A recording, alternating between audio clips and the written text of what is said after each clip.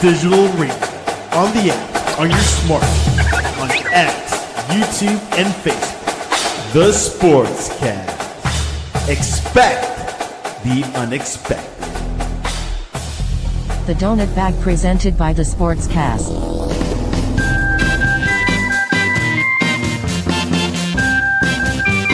The Donut Bag, hosted by Joey Bag of Donuts. And here's your host, Joey Bag of Donuts.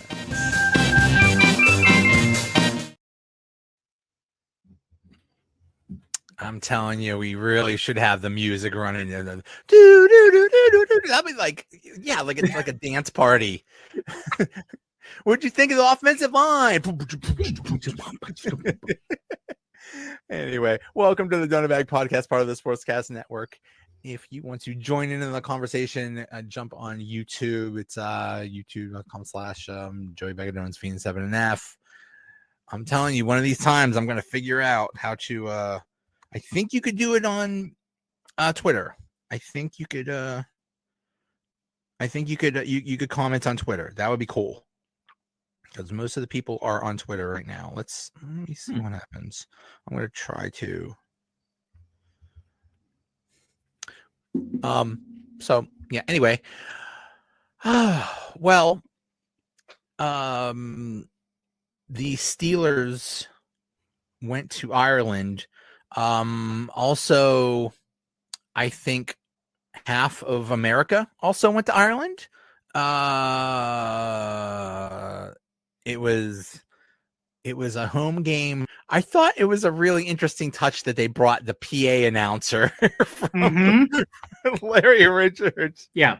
Like, because it was technically a Steelers home game. Yeah. So they brought her, like they have nobody in Ireland to say it's first down. That was weird. I think they, from what I heard from Larry, when Larry was interviewed, they went to the team and said, okay, since this is a home game for you, what do you want? Is there anything you want? And apparently they also said play Renegade in the fourth quarter because they did play Renegade. Yeah. With the video package and the whole deal. And that was a home game. If you look at the amount of terrible towels that were in the stands, that was a home game. You know, in terms of number of fans, a lot more Steeler fans traveled than Minnesota fans. Well, they set it up as a home game because remember when they announced it, they said the Steelers are going to Ireland. The Steelers will play in Ireland. They didn't say when, but they said the Steelers are going to Ireland. Get your tickets. We don't know who they're playing. We don't know when they're playing, but get your tickets to go to Ireland. And like that had to be weird because and I saw so many things. It's like, okay, we're guessing it's end of September. We're just guessing it's end of September. But either way, so it was like they gave the Steelers fans that advantage of the heads up. The heads up. And it's like, oh, by the way, you're playing Minnesota. And so I mean, I don't know how well Minnesota fans traveled, but it just seems like so many people just took that as an opportunity to have a vacation. I know so many people that have gone there and it just looks so cool. Have you ever been to never been anywhere in Europe or the UK or but it, like I said, it looks so nice over there. And at least for Americans, it's different, but they all speak English, right? Even though there is the native language, in Ireland, everyone speaks English well, so you don't have to worry about that. There's different foods, but it's not so different for a lot of people. Because one thing we found out during the halftime of the Sunday night game is that NFL fans don't particularly like different things a lot of times. Well, when they found out the Super Bowl halftime show, they were not happy with Bad Bunny, which... Okay, I don't know a darn thing about Bad Bunny, although other than he occasionally wrestles in WWE, and he's very good at it. Yeah, and he is when they had the match in Puerto Rico, that man was over with that crowd. Oh, I'm sure. I mean, you figure the NFL understands that they need to expand their audience. That's why they're playing in Europe. That's why there's a Brazil game, a Mexico game. Bad Bunny is massive in Spanish speaking areas. Yeah. He when people think, oh, how big could he be? Think Taylor Swift. He's that big. Okay. He's massive. So all, people will be turning in just to watch him who maybe don't watch football. Like I said, all I know is those I don't know how many times he's wrestled, but I know I think it's been more than once. And he could be one of those celebrities that just happens to wrestle and just half-assed and stuff like that, like William Shatner or something like that, when he would show up on Raw or something like that, and he could have half-assed it. And no, he put in the work and really put on some good matches. So I have all kinds of respect for him. That's really cool. I forgot what I was going to say, but yeah, that's you mentioned the Spanish speaking thing. Yeah. One thing that I learned is the Steelers are big in Ireland, but they're also, I can't believe how big they are in Mexico City. Yeah. Somebody said that there were, like, I was listening to DVE, and they were having this guy on that is he's like an analyst in Mexico City, and he was like the best football analyst I've ever heard. Like the points he was making was amazing. But he said, you know what? There are more Steelers fans in Mexico City than people in Allegheny County. So you know what? I 100% believe that, because you figure Mexico City has 20 million people in it. Right. So even a small percent of them, if 10% of them like the Steelers, that's more than the population of Allegheny County. So that's cool.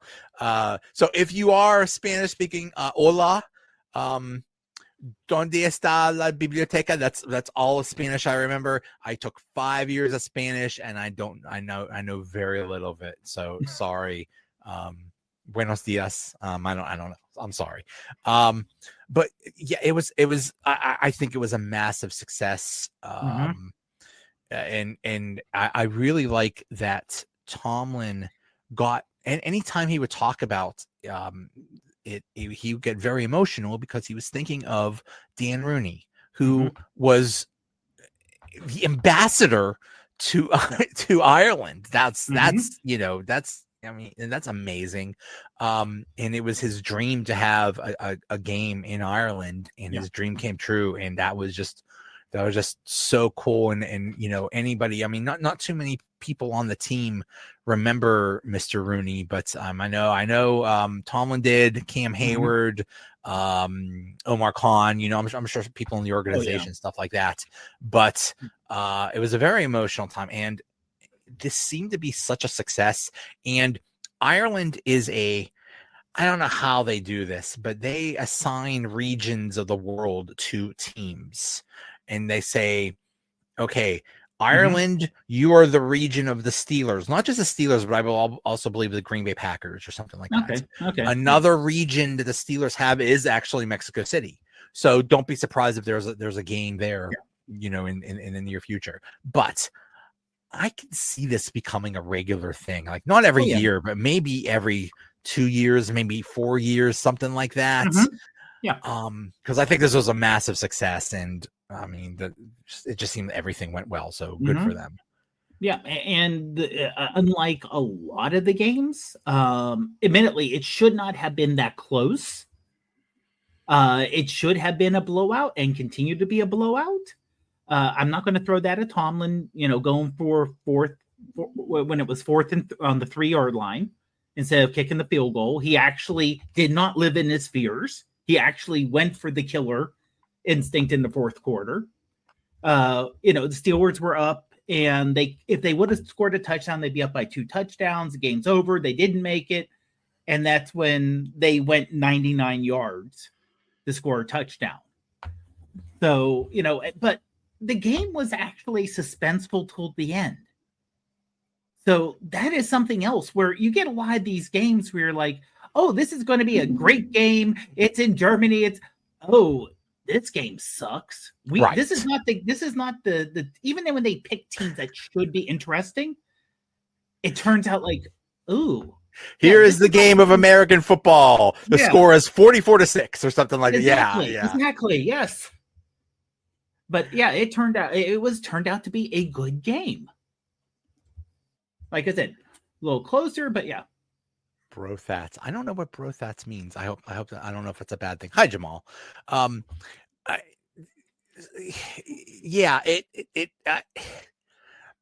Going into the game, it was comical because the Steelers were 2-1, but people acted like they were 0-3 and like, oh my God, what is wrong with you? How can you not win these games so convincingly? How can you why are you just barely winning these games? It's because it's the NFL. That's why. And it's early season NFL. Exactly. It's September football. We've talked about this. The first 3 or 4 weeks are your new preseason. Mm-hmm. And I think you're now starting to see, the offensive line has gotten a lot better since that Jets game. Except for that the very first play of the game. But they seem to have gotten a lot better. There's a running game where there was nothing the first week or two. It may be opponents, that's true. But it seems like there's more cohesion, which takes time. All we heard,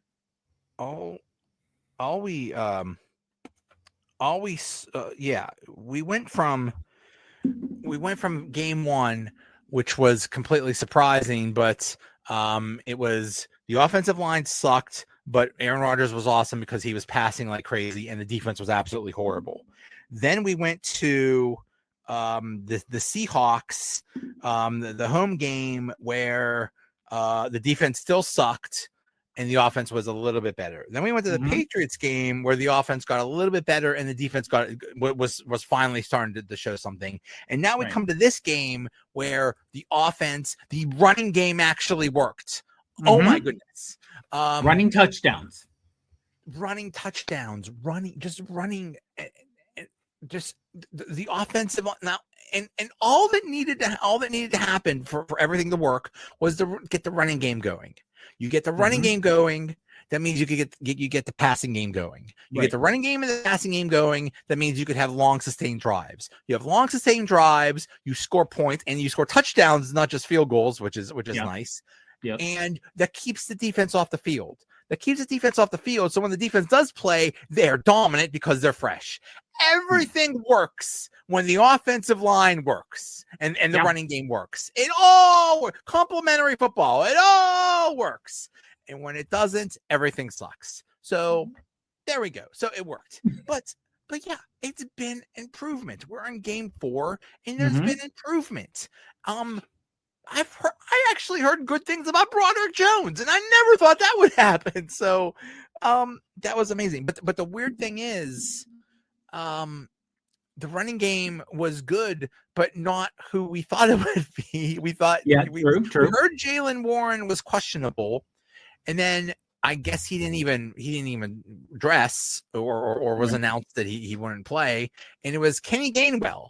It's like, and at first I thought, that's not good. Well, it turned out to be very good. Yes. And even Caleb Johnson, who doesn't know the rules of football, even he was doing well.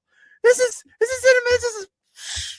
the only thing I think we all can agree on about the running game. Aaron Rodgers should not run. Or if you're going to run, slide feet first so you don't freaking fumble the ball at the end of the run. Listen, you and me know something about running. That was dumb luck. A couple things are true. You and me know something about running. We're both over 42, but and we're not winning any races anytime soon. No. But Aaron Rodgers, I swear, when I was 42, I ran a little bit faster than that. And then that one time he ran, somehow, I don't know if he planned to, but he just like threw the ball backwards and it landed in Broderick Jones, and Broderick Jones kept fumbled running. it. He fumbled it when he was going down. There's good. There's being like, he had to run behind Aaron Rodgers and not just go, the quarterback's way out there, I'm not running. Right. He had to put the effort to be in position. Great, but great heads up play on his part. But it was also a lucky bounce because Mhm. the ball could have bounced this way or to the right or forward, and then it's a turnover. Yeah. But Yeah. again, it's effort and positioning. The fact that, yes, the play broke down, the quarterback scrambling, but you're still running out there. Yeah. That's good heads up. That's good heads up. And that's a positive thing. And also, I know that, I don't know if we're still hearing the Tomlin's an idiot and why don't we get rid of him and everything else. Just remember, you could be in Baltimore.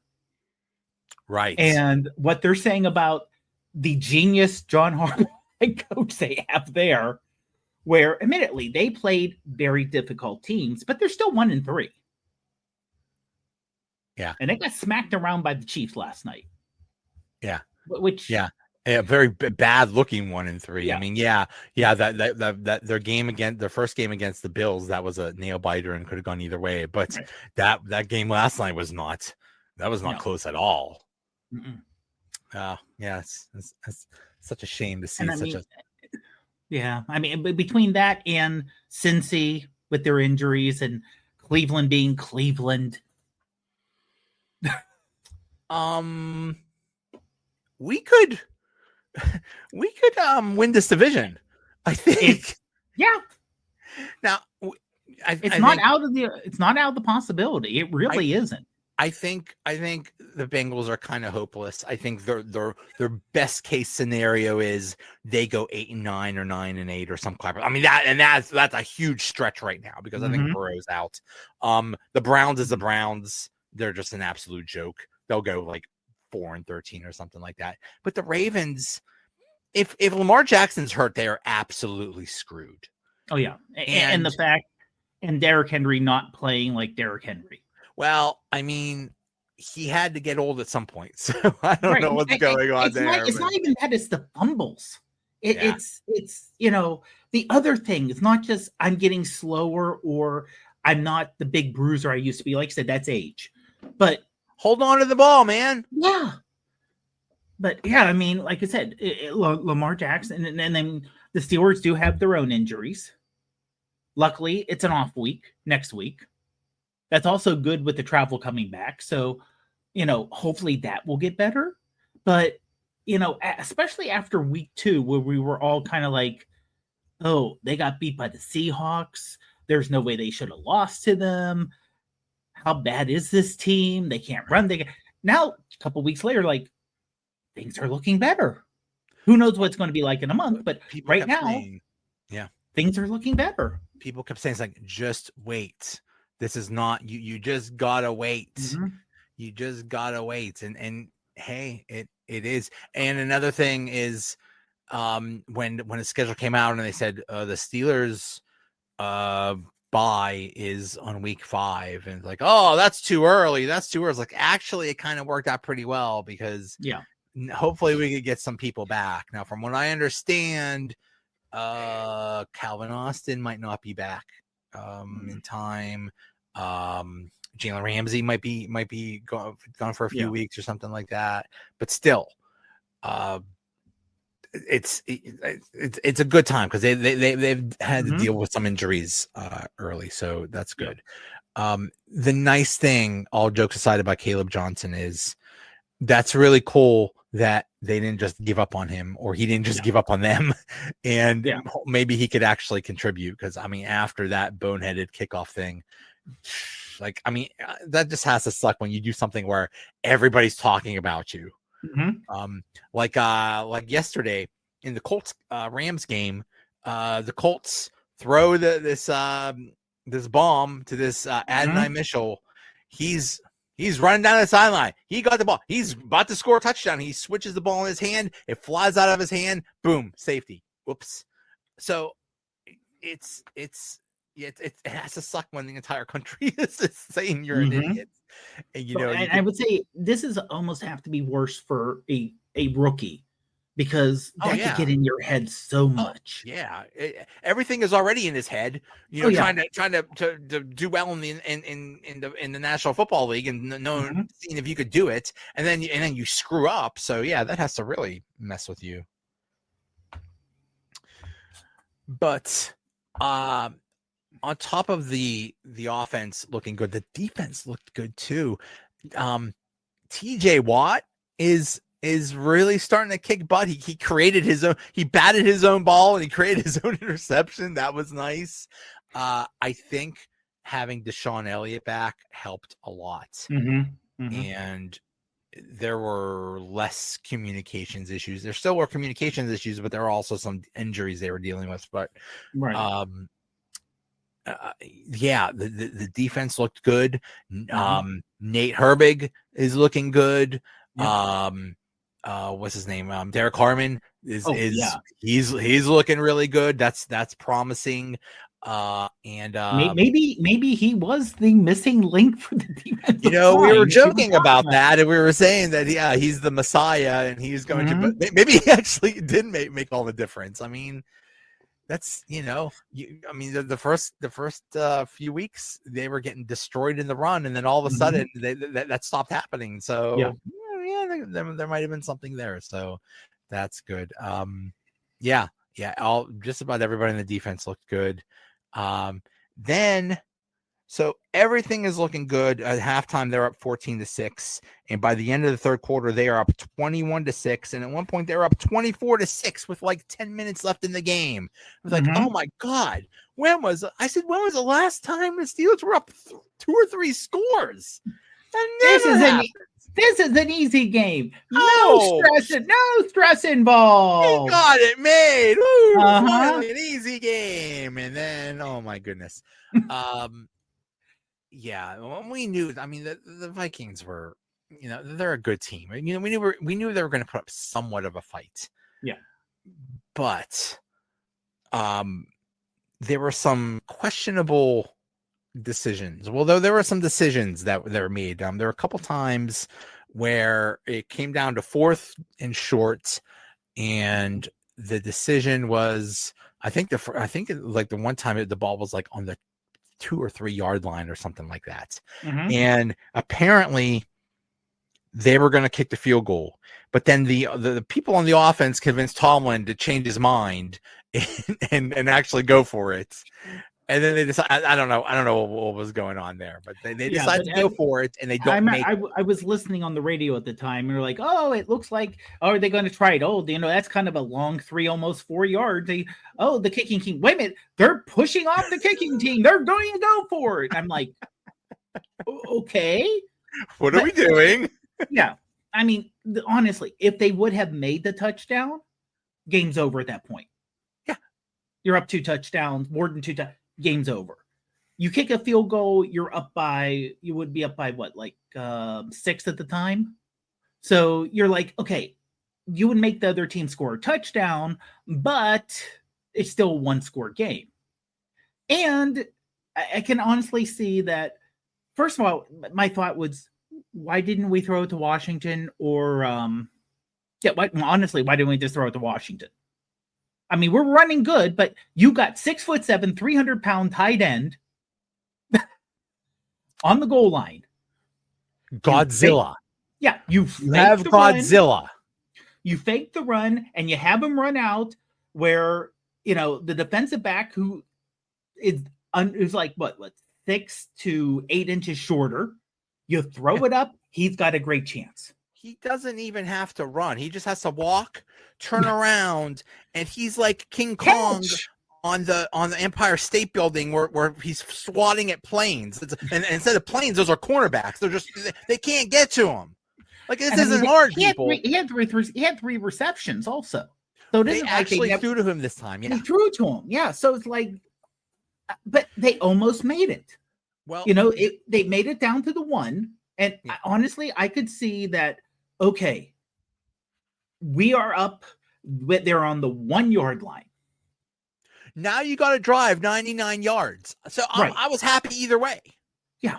And people were saying, well, why didn't you have Aaron Rodgers throw it? Because he might have thrown an interception and they could have taken it back for a pick six, or who knows what could have happened. So I'm fine with the decision to go for it. I'm fine with running it. And that's a good decision. It's like, okay, now you have to drive 99 yards. I think that was the drive where unfortunately they threw like a 90-yard pass to Jordan. There was some, that was one of the communication errors. Yeah. Someone was but the crazy thing is Peyton Wilson, a linebacker, catching a wide receiver from behind. Wasn't that was That's one exactly what happened. Peyton Wilson caught this guy.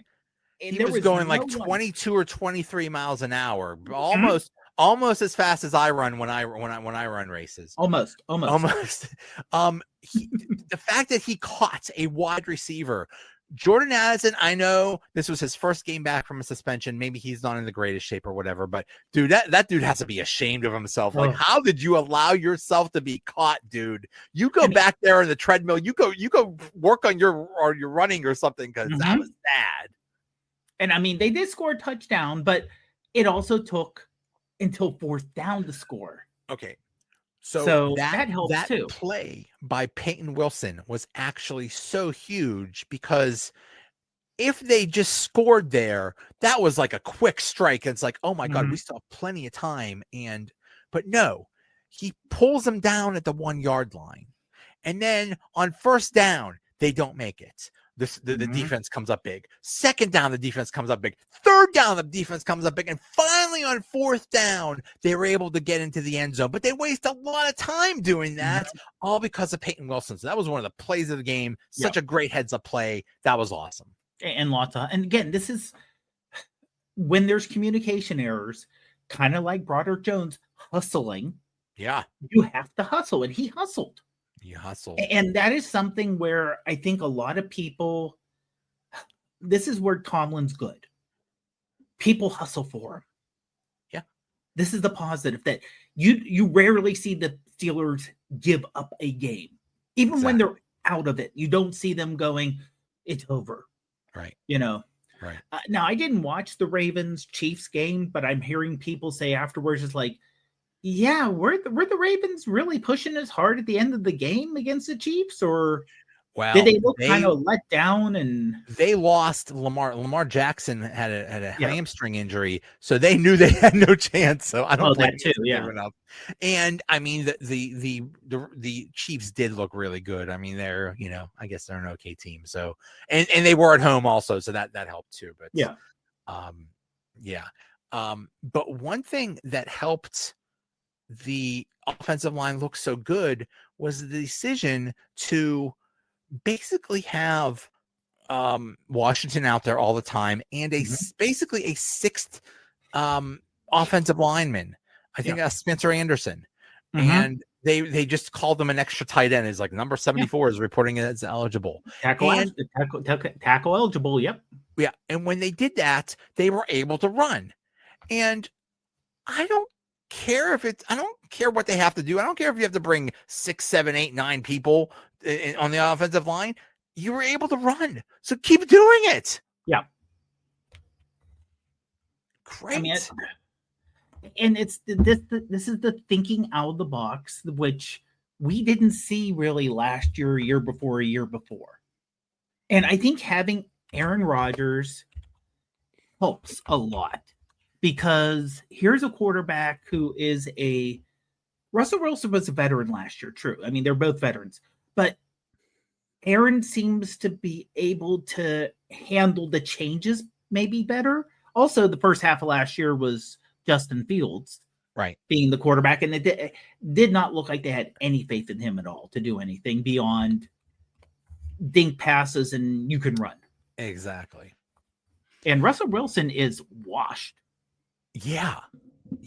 And Aaron Rodgers, I'm in shock of how well this is working and how well he is just getting along with everyone.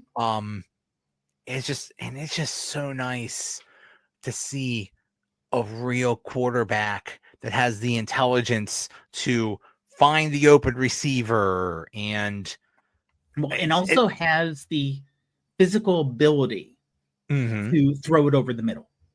Yeah. I like I said, Russell Wilson, when he was earlier in his career, he was a better runner, not like Justin Fields running, but running enough where he could get around the offensive line and throw it everywhere. He couldn't do that last year. Right. And, well, that's because he's not that young anymore. Right. And that's his problem is. Well, Aaron's not that young, but he's tall enough that he can handle throwing over the offensive line and hitting like that wonderful throw to DK Metcalf where it was like you hit him perfectly in stride and it was like, oh, there's 6 people around him. It doesn't matter. You know what? And that's a thing. Not only, when we would see previous quarterbacks actually hit the receivers, it would be the ball would be a little bit behind them, or they would have to come back or whatever. Aaron Rodgers is hitting them in stride, and you saw with DK Metcalf just turn on the burners. And I feel bad for any person in the secondary that has to try to chase down or tackle DK Metcalf, because that's I don't think anybody in Ireland, I don't think anybody like DK Metcalf plays soccer or whatever sports they play in Europe, or rugby or something like that. Yeah. Right? He is a worldwide freak, not just a freak. Yeah, I mean, honestly, there's not that many wide receivers who are his size. Yeah, his strength and his speed. Yeah. Because you get the big wide receivers, but they're not speedsters, or you get the speedsters and they're not big. He is, and meaning this in the best way possible, a genetic freak. Oh, he's certain ways you're just born with abilities, and it's a matter of do you take advantage of them or not. He is right now. Wait, who else was a genetic freak? Was that Scott Steiner? That was Scott Steiner. Yeah. And and that was partially genetics and partially other things, if you remember Big Papa Pump. He was. he went from the dude that would do the Frankensteiner and like all these things to Big Papa Pump. Not just he was he really lived up to the name Big Papa Pump. I wish I remember the Steiner math promo. That was one of the greatest promos of all time. 33 and a third. Oh, it was one of the greatest things ever. But yeah, DK Metcalf is absolutely unbelievable, and I'm it's just such a great thing. It's you have a quarterback that can feed him the ball, and a wide receiver. We haven't had a wide receiver like him since Antonio Brown. Prime AB, yeah. Yeah.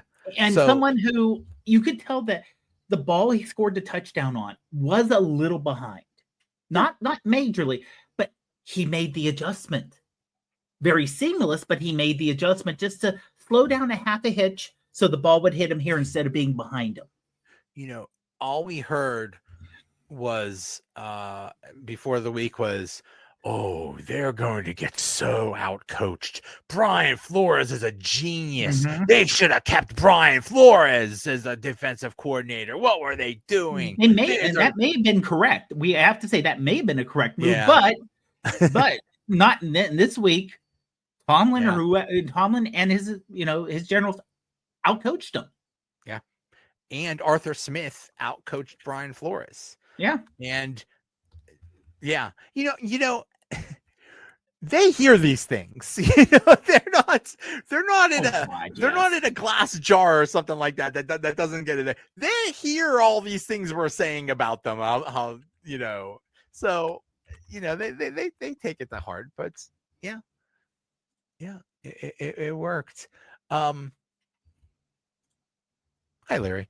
But yeah, everything worked, and now we go into the bye, and I don't want to put ourselves ahead, but the next game is it at Cleveland or is it in Pittsburgh? I think it's in Pittsburgh. It's in Pittsburgh. Okay. On October 12th. Okay, I'm sorry, that's a win. I don't care who the quarterback is. Yeah, Cleveland is. Yeah, Cleveland is. Yeah, they have a good defense, but. Oh, you know who the Browns are playing next in Cleveland? The Vikings in The England, Vikings, right? I don't know where. Yeah, 9:30 Yeah, it's a.m. in England. Yeah. So Vikings So having back-to-back games in overseas. so weird. So Maybe their bye week is the next week. I don't know. That would make sense. But yeah, I mean, the Browns are just falling apart.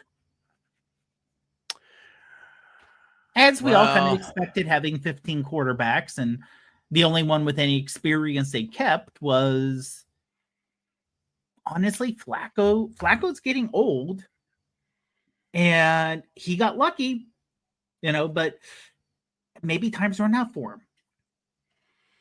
And I'm sorry, you got what, a 5th rounder and a 7th rounder or something like that as your backup quarterbacks, and supposedly Shador is not even running the what is it, the scout team or whatever. Yeah. I heard one person say he's not even running the scout team. So he's doing jack shit.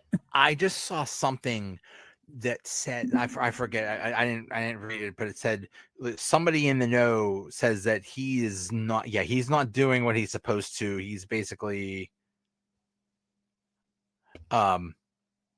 it's just basically not going well. So basically the whole thing with him was, why he didn't get drafted was because of his attitude or because of his dad or whatever. Yeah. And this is something is missing with this kid. If I know, the whole league knows. Quit being an embarrassment. You should be embarrassed that you're not the quarterback now. This is what Rex Ryan said about him, quote unquote, running his mouth. This kid talks and he runs his mouth. Like he said, I could be a starting quarterback with his arms crossed like this. Get your ass in the front row and study and do all that. If I know, the whole league knows. So, I don't know. I don't pay attention, but it sounds like if something did happen to Flacco, it wouldn't be Shador Sanders that would be next in line. It would be that Dylan Gabriel, which is who came in the game on Sunday. Okay, they did pull Flacco and they put Dylan Gabriel in. Okay, so yeah, I mean, and you get and Dylan Gabriel was not one of these, he's your quarterback of the future, he's going to be so great. It was, he's a quarterback. He's not your franchise savior quarterback. From what I understand, he is very undersized, and that's putting it nicely. Yeah. But we know how big his hands are, though. when Kenny was in Cleveland, did they have a handoff somehow to see who had the smaller hands? A handoff. How big? They say I had small hands. What's the size of your hand? High five. When you do a high five with them, like you also have a tape measure in the other hand or something. The Browns are a mess. And then the next game is in Cincinnati, which looks very winnable now. The only thing that will hurt, it is a Thursday night game. Yeah, that's true. So short week, but hopefully, since there's a bye and then the Browns and then a short week, that'll help.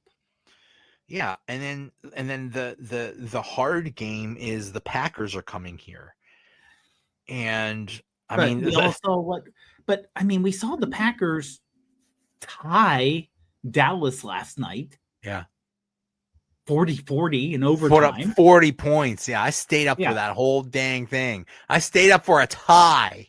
And people are like, well, there should be no ties. What do you want them to do? Just play forever?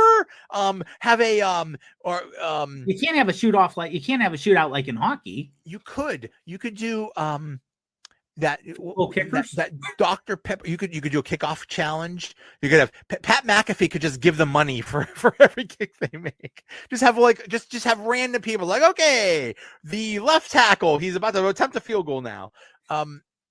Or you could do the Dr. Pepper challenge that they do in college bowl games, where you throw footballs into the hole or something like that. Okay, that could be.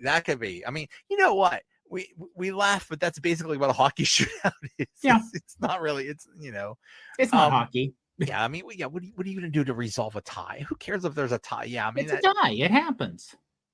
Yeah. Sometimes two teams face each other, and you're like, yeah, you're equal. That was a fun game, but yeah, I don't know what was going But on how there. bad is Green Bay's defense that they gave up 40 Well, when Dallas is down a wide receiver? that's true, but Dallas, I mean, Dak Prescott is playing really well, and George Pickens had a good game. Well, unfortunately, nobody's saying, "Oh, darn, we should have kept George Pickens because he was maybe one of the world's worst humans." But yeah, I mean, they do have basically the Cowboys are the new Cincinnati Bengals. They have a good they have a good quarterback, one or two good wide receivers. They do have some good offensive weapons. They just have no defense. And I think Micah Parsons got hurt, but also I think there was just a big emotional component because I mean all throughout basically this entire season it was like, oh, what's going to happen when Micah goes back to Dallas? And I mean, he still has a lot of love for his old teammates, so that was hard. Ownership he hates, but right. I saw a thing where when Micah Parsons went to sack Dak Prescott, it was similar to that WrestleMania match when Ric Flair went up against Shawn Michaels. Okay, and Shawn Michaels super kicked him. He's cried. He's like, "I'm sorry, I love you." I'm not going to hurt you, really. But yeah, I mean, I don't want to get ahead of myself, but if the Steelers keep improving and they keep playing well, they could win some games. That's all I'm saying. Yeah. I mean, who knows if, Indianapolis Jones will continue. Daniel Indianapolis Jones will continue with his, even though he had a good game. He had a good game. He had a good game last, he lost, but it was against the Bills, right? Right. So, yeah, pretty much, that's a victory for how everyone thought the Colts were going to play this year. Right. Chargers didn't look great. Oh God, yeah, they play in I was gonna say in San Diego. They play at the Chargers after that. Yeah. Which may even be a home game in a way. Pretty much. If people travel to Ireland, they're gonna travel to LA. Yes. Yeah. And then they play the Bengals again. Yeah. Here. So that's in Pittsburgh. Yeah. So honestly, the next 6 games, 2, 3, maybe 4-2, 3-3, 4-2, something like that. Me picking them to go 18-0. Maybe it's not looking so bad now. Maybe I know what I'm talking about. Mm-hmm. But no, I mean, it's just you gotta hand it to the whole team. You gotta hand it to the coaches. They're improving every week, and that's all you can ask for. So and you people that are complaining about wins, like we said, go look at Baltimore. They'd kill for a win right now. They'd kill for a healthy quarterback. Right now, I think they kill for Tomlin. Hey. Harbaugh's supposed to be a genius, so either one of them are supposed to be geniuses. So, hey, good for you. It's funny how many IQ points you accumulate when you have a really good quarterback. It's funny how much smarter these coaches are. When, Andy Reid was way smarter with Patrick Mahomes than when he had Alex Smith or some other schmuck quarterback. Like that. It's amazing how that works. Anyway, so we will see. Things are trending upward, but you know what? At the same time, they could play Cleveland and lose, and we're saying, what the hell is going on? This season's going to hell. The Steelers are in. There's like 2 really good teams, the Eagles and the Bills, and they could probably win every game. And well, I was going to say maybe the Ravens, not even them anymore. No. Every other team, they could win every week. They could win or they could lose. It's a 50-50 shot. So it's just unpredictable. and don't bet on it because you're going to lose money. But Yeah. it's just I mean, it's just especially the last 2 weeks have been completely crazy. With like Carolina puts an amazing game, and then they sync up the place. They blow out the Falcons and then get destroyed at home by the Patriots, who the Steelers beat in New England. So yeah. And then Atlanta has a great game this week. And the Giants win. Was anyone predicting the Giants to win? Right. Any games this year? Right. Maybe they won their one game of the year. We'll see. By the way, the turf in New York, everyone involved. If I was a player, I would just say, I refuse to play on this turf because I'm going to blow out my knee and end my career. So please, can you fix the dang turf? And the funny thing is, I think there was it was some kind of soccer match that they were playing in that stadium, and for that they put grass in the stadium. It's like, why don't you just do that all the time? Just get grass. Like, it's just like, you look at the list of people that have just that's where Aaron Rodgers blew out his Achilles. Like it's just a crazy number of players that have. I mean, I can understand some places, but they're domed. Like Minneapolis, okay, they're a domed stadium. Right. You could grow grass and bring it. Chicago, that would be tough. Yeah, it's tough. You know what? You deal with it. Buffalo, New England, you deal with it. New York is not that hard to grow stuff on. Yeah. In terms of climate and temperature, but it's because FIFA, the soccer association, said you have to have grass field. We refuse to let anyone play on turf for injury reasons. And then the people on the stadium said, okay, we want to have your money. Therefore, we want, if the NFL said that. Right. Right. I would just as the NFL Players Association, I would just say, for the safety of our constituents, you need to do something about this.